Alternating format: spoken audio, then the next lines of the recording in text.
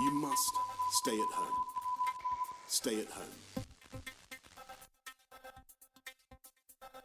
Hello and welcome to Lockdown, hosted by Steve Bomford with Mike Davis-Marks. Our armed forces operate in challenging environments. Week by week, we'll explore what we can learn from their experiences. Hi, Steve. I'm really looking forward to this next episode of Lockdown Podcast because I hear you've got the spouse of someone in the services and hearing it from the other side of the coin.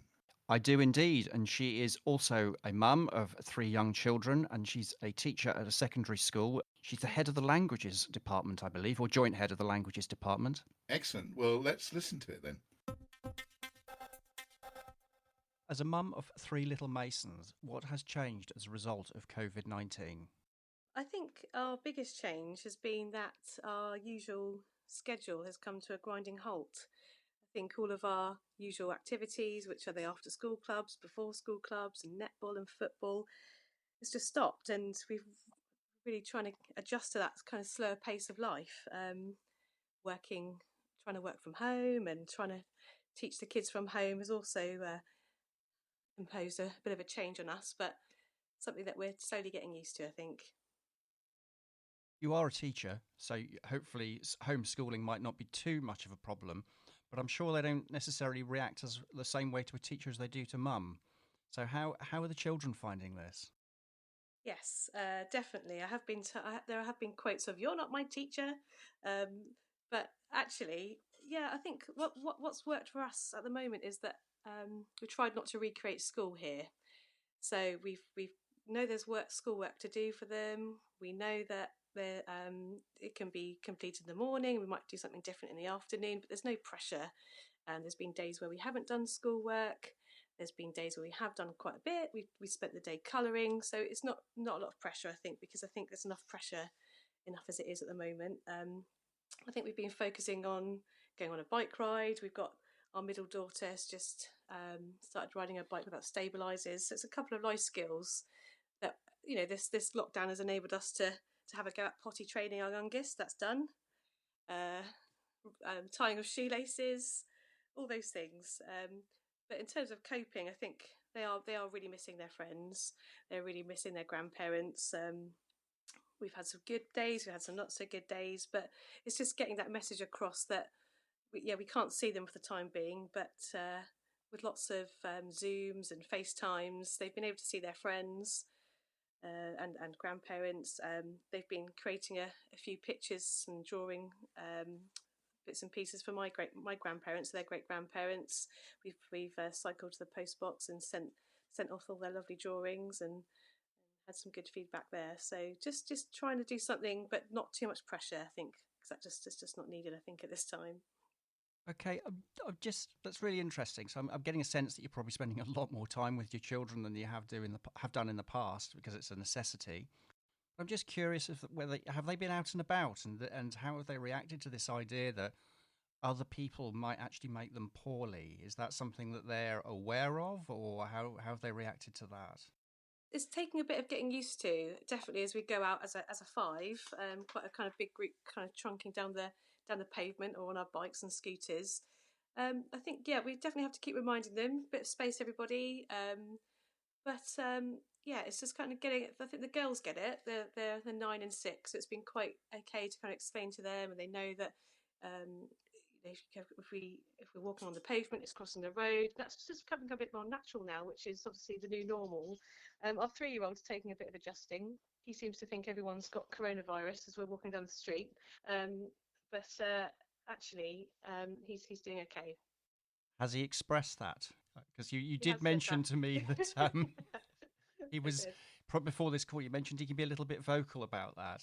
Yes, he did. We were going for our usual daily walk, and in the distance was a man just having a really nice walk, actually, just having a really nice time, enjoying the weather. And my 3-year-old shouted, "That man's got coronavirus." So obviously we kind of had to explain, no, it's something that's invisible, and actually something that there's so many clips on YouTube, or I think the CBeebies have just done a good clip with Dr. Ange about explaining coronavirus. So we've sat them down and we watched that and explained that it's invisible germs and can't see them, but trying our best to keep safe, and it's just that message. It's just seeming that I have to say that kind of every day, really, just to keep them reminded. It must be very difficult for them to understand, I must admit. You are a secondary school teacher, as I alluded to, in Portsmouth, and you run the school's Connecting Forces Club, which I kind of call Military Kids Club. How has COVID-19 changed life in school, and particularly in terms of military children? And you might just want to explain for us what the Forces Club actually does. Yes, so Connecting Forces is a club that I began in 2018, more so when my girls started going to school, and as a mum to military children, I realised that obviously the children I teach at school, there are quite a few children in our school with parents or step parents in the military. So I decided to create a club, and we meet every week, and we have some biscuits and hot chocolate and some squash, and we just talk about our military life. We're just trying to build a bit of a community really within the school. And as it progressed, and we kind of met up regularly, we found there's quite a few military connections in the school, in terms of teachers as well, staff who were military kids, or people who are military spouses. And it's just trying to create that military community. Obviously, being in a real historical city of Portsmouth, with the military connections there. It's quite a few people who've got that connection anyway. So we meet up. We it's just about having that peer support, and children who've got parents who are deployed or who are weekending. So parents coming in and out, working away from home. And just doing activities, and just talking about it really. So we've done a few bits and pieces with yourselves, Camp Cleared Makers. That was brilliant. Lovely sewing project. That's how we met. We've created some pebbles where we asked HMS St Albans last year during the D-Day celebrations to take a few of our pebbles across the channel when they were following the veterans. They put a couple of our pebbles on Sword Beach, which is a real stark reminder of that journey. That was really, really, really big thing for us, to kind of physically have something that made that journey, as all those brave people did. So what else do we do? We paint pebbles. We hide them around the school. We annoy quite a few people with our hide them in people's classrooms. We've got our own Instagram, where people, when they find one, they post it and they re-hide it. It's just something that we all do together. But the main crux of it is military families supporting each other, because it can have an impact, obviously. Parents deploying has got that impact on family life, and it's in terms of schoolwork. If you had to say goodbye to a parent in that morning and coming into school, it's going to obviously change your day a bit. And it's just having somebody within the school that you can come and speak to and say, actually, don't feel okay today, and just having someone to say, yeah, I've experienced that as well. So I remember when we first met, because it was a Naval Families Federation meeting, I think, if I remember correctly, or at least it was hosted by, and there was like a north and a south meeting in the city of Portsmouth. And I was there because Rachel wasn't able to be there, and I had to talk about sewing, which is not my strongest subject at all. And it was quite interesting, because what I was really surprised at, and I can't remember the numbers, and maybe you could help here, is just how many service children there are in the schools of Portsmouth. What kind of number are we talking about? I think it's approximately 1,000 actually across the city. So it's 1,000 kids experiencing, military life in so many different ways, and having to kind of be resilient and adapt to deployment changes, or quick notice changes, which is obviously a feature of the military, which is something that we all adapt to on a regular basis. But it's just carrying on with life, I think, as well. Keeping a routine, going to school, but I think having that extra layer of support, and hopefully that's what we do as a little military kids club, just gives them that opportunity to come and speak to somebody. So the project we did, I say we did, you and Rachel did, because as I say, I wasn't, sewing's not my thing, and I wasn't that involved with the project. But we worked, you and Rachel worked with the Sewing Soldier, I believe, and you went to Salisbury. Am I right in thinking? Could you tell me a little bit about that project? Yes, it was brilliant. I remember speaking to Rachel on the phone, actually, as soon as I finished the meeting with you that day, Steve, and got straight on the phone. And Rachel said, we usually deal with primary school kids. And I said, no, please, we really I love the sound of it. Making bits and pieces out of military uniform was how we sold it. And we were just thought, no, definitely need to work with you guys.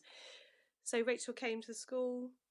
And we provided her with lots of nice treats and hot chocolate and biscuits, as we always do. And then we began creating bunting, firstly. I think we did a bit of bunting, and then we did the flags of thanks, which was the kids making little squares of material to join in with a bigger flag project across the nation, of just saying thanks to the military personnel in their lives, or just in general. And yeah, we had kids who are now really skilled up on the sewing machine, thanks to Rachel, who wouldn't touch it at first and said, no, I don't want to have a go on that. But we're actually at a few further meetings along the sessions, they were setting up the sewing machines and sorting out the bobbins. I think I'm of your level, Steve, actually, with the whole sewing. I now know what a bobbin is, but just seeing the kids just making something, and then it coming together. And yeah, I think it was St Thomas's Church in Salisbury where they were finally displayed, and it was just brilliant. I think we created 11 as a school. One kid decided to put all the ship's numbers that his mum has ever served on. That was just really had a massive impact, and that was really nice to see of him. He made it, and that was his idea to put it on there. It was just really, really, yeah, quite emotive, really, to see that. I was very impressed with it because sewing. Again, correct me if I'm wrong. It's not necessarily something that forms much of the curriculum these days, and I think the children were really having a go, which I was quite surprised at, and in a really positive way. So, the younger ones in the primary school were able to use like paint, fabric, textile paints, and what have you. But I was very, very impressed indeed. Yes, it was really lovely to see Rachel turning up with the sewing machines and ironing boards and setting up our own little centre, really, in the library, which we took over every week. But yes, it was really good to see the kids really seeing their skills improve every week. Of, oh, I can't thread a needle, or which way does this ironing board go? And it was kind of Rachel and I going, no, have a go, and okay, go and sit on that one and see how you get on. And it's just the confidence that grew from those sessions was really, really good. So yeah, and then we continued with that afterwards. We made, after that Flags of Thanks project, we asked some of the children to bring in uniform from their parents, and we made some bunting to celebrate Armed Forces Day last year. So we put up bunting across the school, and it was just really proud to see the kids. Oh, that's my dad's shirt. That's that's my mum's uniform. It was just absolutely brilliant. We raided our loft here and took some of my husband's kit as well. That was obviously the old style shirts. And yeah, we just cut it up and made it into bunting. It's just really, really nice to see. Yeah, it was great fun.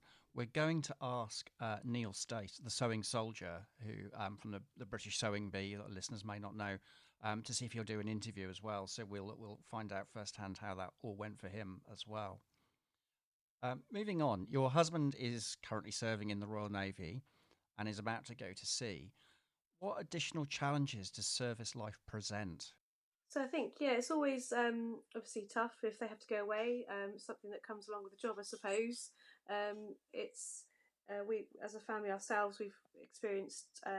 We just finished 3 years of weekending, where my husband was based in Plymouth, and we obviously made the decision to stay based in Portsmouth, and that was really tough, actually. And we had a long chat about it. So seeing him every weekend over that time period was tough.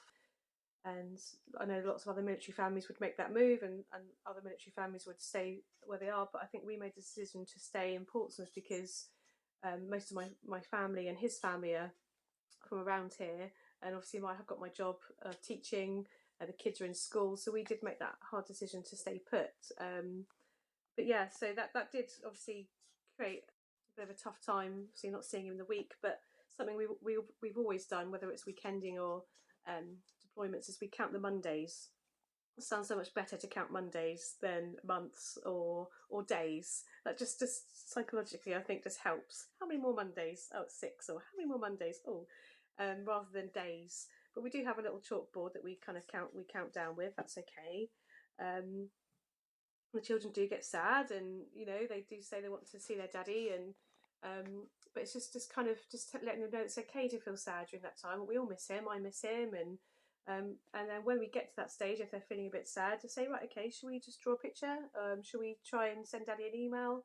I think we're so lucky that nowadays to have that line of communication where we can just ping an email to wherever he is in the world. We can send him a box of treats. We can send him some sweets. I've learned very quickly not to send chocolate out to the Gulf, though. That he said to me on an email, "It's really, really nice that you've sent lots of chocolate out. However, it's all melted." That was a nice surprise as he opened that up. So we've learnt to send goods that do not melt out to the Gulf there. But yeah, so it is tough. I mean, we try and try and make pictures for him when he's not here. We try and just really just kind of support each other, but realise that actually that there will be times where we will miss him, but we know that he's doing a job that we're really, really proud of. So that really kind of really makes us feel really proud, and that he's serving his country, and that's something that that I think that's really important. So just listening to you talking there, I got the impression that you did stay a considerable factor in this was your job as well, because are you head of department in languages, I think? Yeah, joint head of department, because I'm part-time, but yes, yeah. So I think it's fair to say that back in the day, there would have been an expectation that you would have just had to up sticks and go. So things have probably changed quite a lot for partners in the service world, that you can now make that decision, and there are ways around that. How important do you think that is in terms of its impact upon family, as well as your own career, of course? I think it's really important. I think that we've always... I think I met my husband before he even joined the Navy, so we always had this kind of talk about what our dreams are and plans were and life plans, and his was always to kind of go into the military, and mine was, well, I don't know, I didn't really think about teaching at that point, but it was always kind of going to a different country or studying abroad and coming back together when we could. But I think it is really important that as a spouse to have your own identity as well. I think you can easily kind of fall into being somebody's wife, which obviously really proud of. But obviously we've got two girls, and I really quite want to instill them that actually whatever your spouse is doing, actually you can do something for yourself, whether it's a job, whether it's an activity, or whether it's a hobby. I think it's really good to have an identity as well. The military does take up quite a lot of our life, which is obviously something which we really, really embrace. But I think it's also good for myself to have something that I've achieved as well. So yeah, kind of going to work and going to school is something that is something for me really, and I really enjoy it and absolutely love it. And then obviously I come home on the journey home, I kind of switch roles and I turn into mum mode and pick all the kids up and then just keep switching those roles, I suppose, which we all do, which every parent does across the land really, just constantly switching roles and just getting through it really. Do you think you take some of that to inspire primarily the girls that you teach as well, to have aspirations and dreams that they can achieve with their lives? I think it is really important to have aspirations, 100%. But there's a big wide world out there, and you if you set your mind to it and you really got your sights set on something, that it is achievable. Obviously the hard work comes with that. You don't just sail through and stuff lands on your lap. I think it's really important to instill that hard work ethic in everybody that I teach and meet, and obviously my own children as well. I think it's really important to work hard for things. But yeah, definitely that you can set those aspirations high, and if you don't meet them the first time, dust yourself off, have a go again. I think. Absolutely, I think you're absolutely right. I think aspiration is such an important thing. I think it's kind of it gives you a sense of purpose, doesn't it, as well? That you're trying to achieve something, and certainly the work we do, sense of purpose. Many of the people we work with sometimes have lost their sense of purpose, and in part we're trying to reinstill that. So that's good to hear. In terms of I'm going to call this Military Kids Club incorrectly, Connecting Forces Club, your ambition is to support all military children in Portsmouth and possibly beyond.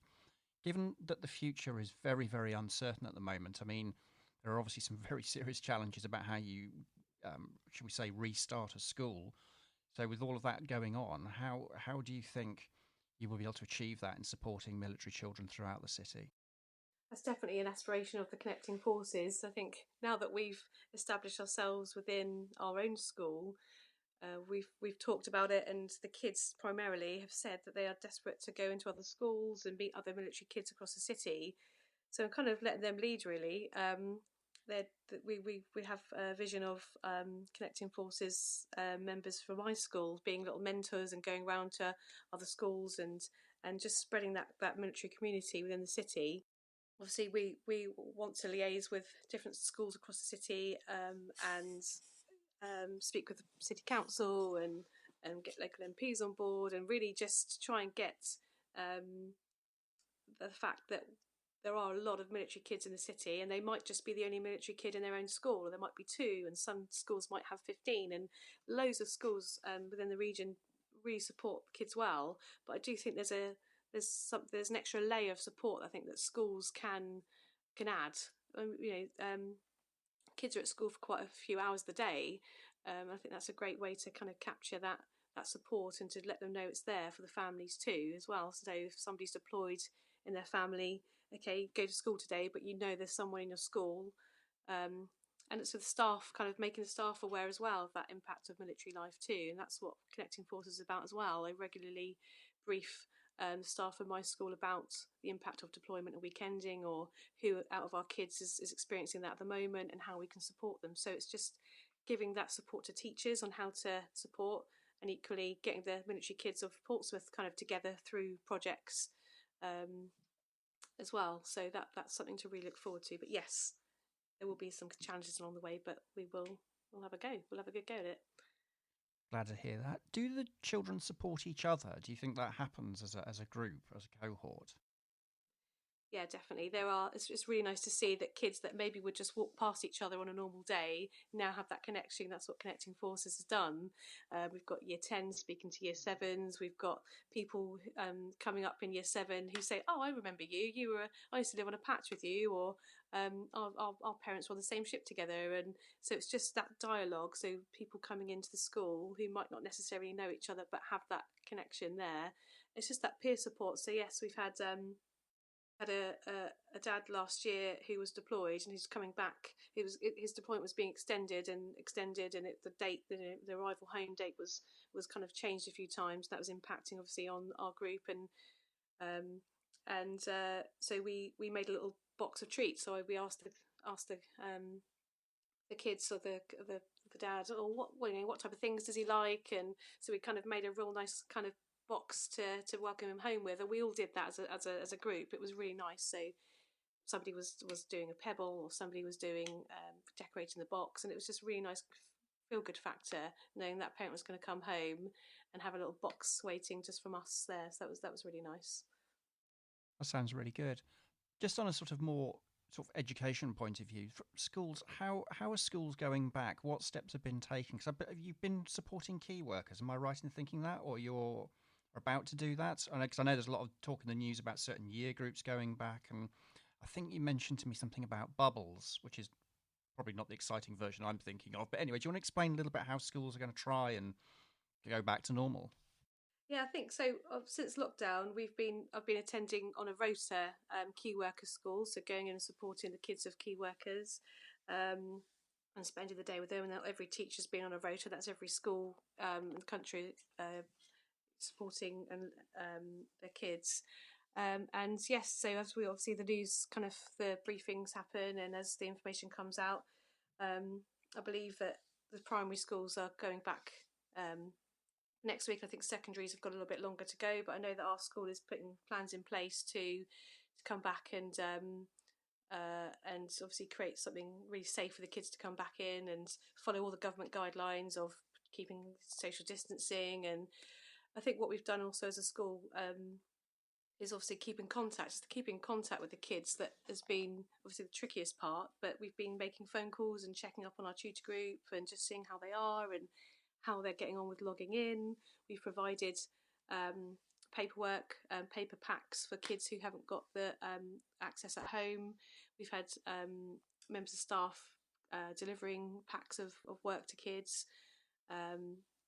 It's been definitely something to adjust to. Teaching languages on remotely, but it's been lovely to have emails from the kids that I teach. But it's just the main thing is my my year 11s that I haven't managed to say goodbye to yet. That was really quite tough to, during when lockdown was with the week of lockdown, it was all go. It was just okay, right, goodness, schools closed, and we quickly set up the remote learning, and it was just done within a matter of days. But I know we're going to still do a prom for our year 11s, and we're still going to say our goodbyes and everything like that, which is it's tough. I think it's tough for them because it's their last year of of school, and just to get it kind of shut down like that. Obviously, had to do it, but I did feel for them a little bit. That's the reason to going to school. I couldn't wait till my last day, as far as I was concerned. But I'm sure you don't want to use me as an example of what you need to achieve at school. I can assure you. Just to give us a sense of scale, how many pupils do you have at the school, or how many pupils are there in schools in Portsmouth? Well, in our school is roughly about 900 kids, and that's obviously bringing them back in and getting that. Obviously, social distance will obviously follow every guideline that the government gives us for that. But yeah, it's kind of obviously getting the message across of keeping safe and keeping everyone safe at the time, but also keeping the education flowing as well. But there's so many good learning platforms that we use as a school that allow the kids to carry on, and obviously at the end of an email for the kids to ask questions, and they do. It's just been quite nice to log in and see an email from a kid saying, "Can you just check this? I finished, so can you send me something else to have a go at, or a website to look at?" It's been quite nice to kind of to show them other things on the web that can help with their language learning. It's been quite nice to do that. Okay, so that's 900 children in one secondary school, and there are a lot of secondary schools, and obviously that doesn't include all the junior and primary schools. So that's quite a big job, isn't it? And I must admit, I see quite a lot on Facebook of parents who are now having to home teach, and they're not teachers. And I think there might be a new level of respect for people like yourself teaching children. So if nothing else, I think your status has probably been elevated in a lot of parents' minds. I think it's a job that I absolutely love and have done for 13 years, and just love being in the classroom, and love just the fact of seeing different kids all day long, and just experiencing the fact that you teach one kid, but then you actually teach their brother along the way. Or I actually have kids that I have taught that were in my tutor group but are now work colleagues, which is equally as crazy as you walk in the staff room and you think, "What are you doing in there?" "Oh, sorry, you're now grown up." It's just brilliant to see, and you see a surname on a register and you think, "Oh, I think I taught someone in your family." And it's just that brilliance of just knowing a whole family, really, a whole generation of people coming through the doors. But I think the thing to realise is that, even as a teacher myself, I haven't tried to recreate school at home. I think that's the message. Definitely, there's no pressure. I think, as I said, there's not enough pressure, enough as there is, for the kids at this time, not seeing their friends, not being able to kind of grow up in the way that we all got a chance to do that.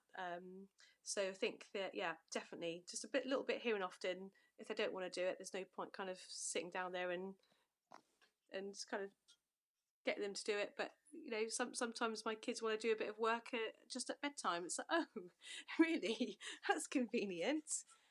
It's bedtime. I must do that maths homework. I'm suspecting there's a strategy going on there. Yes, me too. Yeah, definitely. I've learned a few new multiplication methods that I didn't know existed along the way. I thought there was just the method that I got taught in school, but no, that's brilliant. My 9-year-old has shown me a couple of different methods, which is pretty cool. I'm sure that is, but maths was never my strong point either, nor were language. At school just wasn't my strong point. So, but it's good to hear that you're learning something. So I have one last question, Charlotte. What are you most looking forward to doing once this is all over? So many things. I think I'm most looking forward to give my mum a hug, and just appreciating seeing all friends and family together again. I think definitely just appreciating what our grandparents do for us in our family. They just help us out so much so that I can go to work. I know that that's not always the case for other people. And I'm just really, really thankful that I get to get some help so I can go to work, and then they can come and help with childcare too. But yeah, just give my mum a hug. That's the main thing. There is definitely a common theme here. Lots of hugging is going to be happening once this is all over. Once we're allowed to hug, which is no bad thing. I'd just like to say, Charlotte, thank you very much for that. No, thanks so much, Steve. Lovely to talk to you. So, Mike, what did you think of that?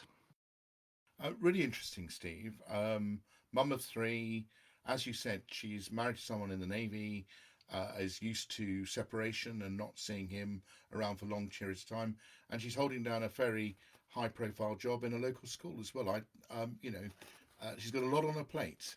She has, along not only does she work in a school, but obviously trying to help reorganise a school to get the kids back in school. Yeah, not only does she reorganise the school, but she talked about this community of military kids within her school, which she also coordinates, called the Connecting Forces Club, or as you euphemistically called it, the Military Kids Club, where she tries to get children from a forces background together so they can share similar experiences and support each other. I thought that's a really great idea. It is, and we've had the privilege of supporting some of those children as well. And I say we, I mean Rachel, who ran some workshops at the school. And she talked about painting pebbles and hiding them and things like that. And I now need to go about with being a bit more observant than I usually am, which is not very observant, and see if I can find some, because I bet they're around near where I live. I'm sure there is. I don't think there's a prize, though. There's no chocolate or anything. I've never won a prize in my life, but now you mentioned chocolate.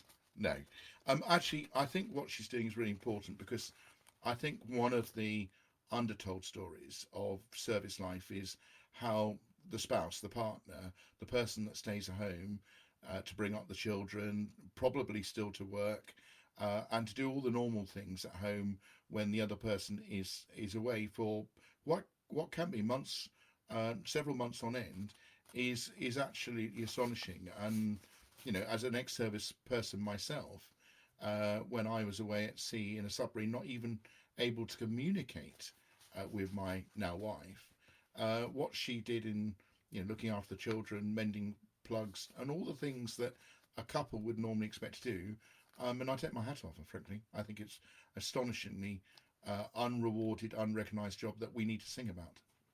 I think you're absolutely right. And also, she alluded to there that her husband was working away in Plymouth as well, and made the decision to stay here to obviously look after the children, this family, but also her own career. Yeah, I think I recognise that in my own circumstances as well. I mean, if you've got lots of umbilical cords in terms of school, in your job, your close relatives and family, then actually the decision to uproot that every 2 years, if you need to, and follow the service person around is quite disruptive to everybody, frankly. So sounds like they made the right decision, and she seems to be making a really good fist of it as well. Definitely. How does that relate to your experiences? I mean, I don't know how you really. I don't understand obviously what I guess he's able to communicate whilst he's at sea if he's above the water, so extended periods underwater. How do you manage that? Well, there are no communications largely in a submarine between you and your family.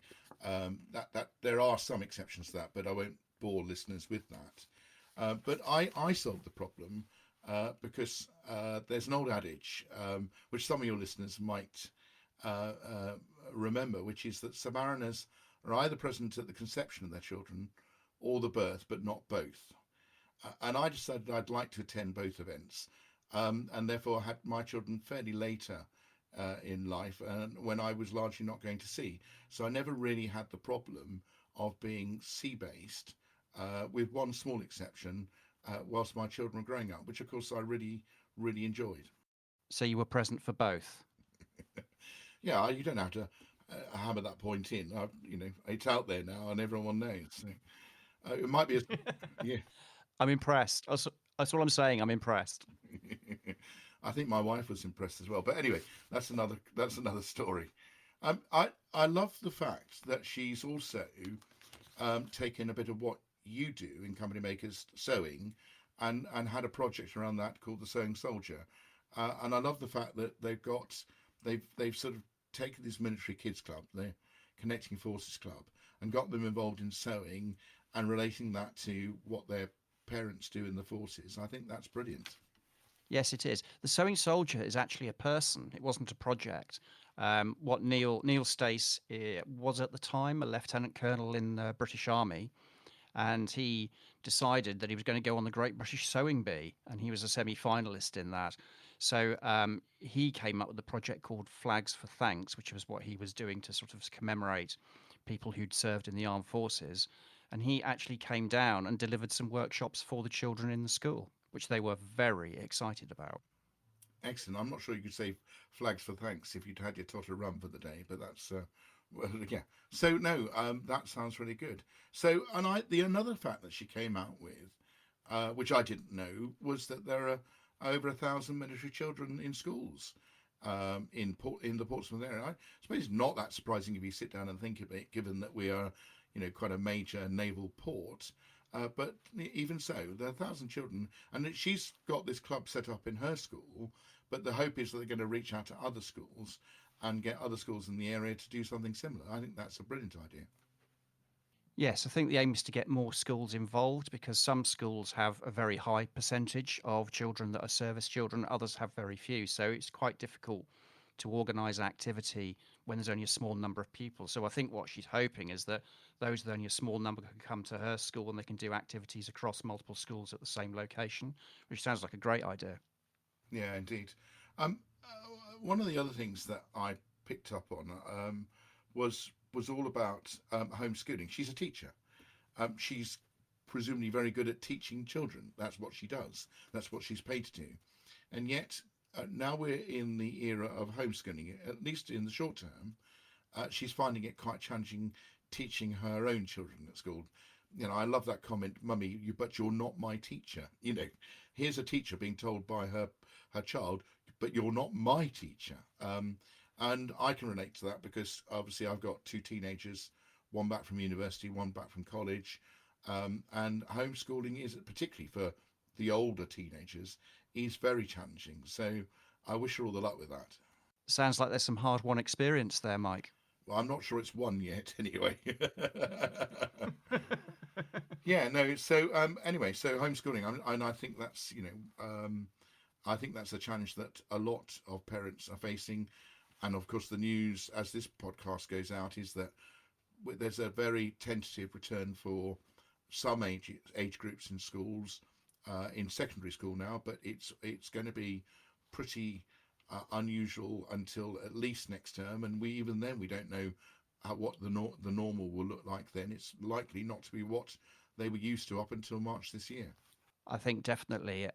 There was a recent feature on the news last night, and it featured one of Portsmouth secondary schools about the challenges they're facing in how do you organise a school, bearing in mind you've still got to have social distancing. I think they said the secondary school had something just under 1,100 children at 2 meters distance. The mind boggles how you even do that. And of course, the summer holidays start in the not too distant future. So, maybe by the time they've figured it out, they'll all have to go, they'll be breaking up for school again, breaking up for summer holidays rather. Yeah. Get the maths teachers out to work it all out is what I say. One other thing that I latched onto, which I think is something that you hold very dear, is that she spoke about how important it is to have aspirations. Particularly when you're in, as we are semi-lockdown now, and life is very different. There's still restrictions on who and how you can see people, and some people who are furloughed or being made redundant through absolutely no fault of their own. It's really important to have aspirations, and you call it sense of purpose. And I think this could be another subject for a different podcast, but I think sense of purpose is so important, and those of us that should help those of us that haven't got it as much as possible, because I think it is the compass needle in your hands that tells you which direction you're going in. It is, and I think it's something she's very, very passionate about. I think people that have aspirations and are inspired to do something are probably likely to achieve an awful lot more. Yeah. No, I think it's almost one of the most important things. What am I on this planet to do? What is my sense of purpose? You know, what am I contributing to? And I think people that have that, or some idea of that, have aspirations, have a much surer sense of, you know, of how to go about life, mental health and all that, than the people that are struggling to find it. And what society needs to do is help those that haven't by those that have. I mean, that applies to everything, not just sense of purpose, of course.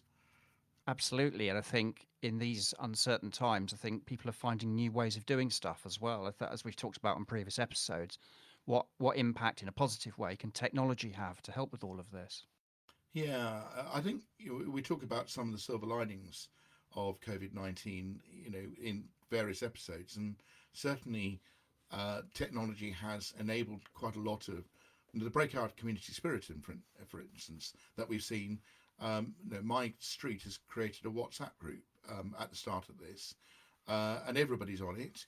I've now learnt the names of half the neighbours I didn't know before now, and we help each other electronically. But sometimes, you know, more than that, someone will say, "I'm in the queue at Sainsbury's or Tesco's. Can I get anything for anyone?"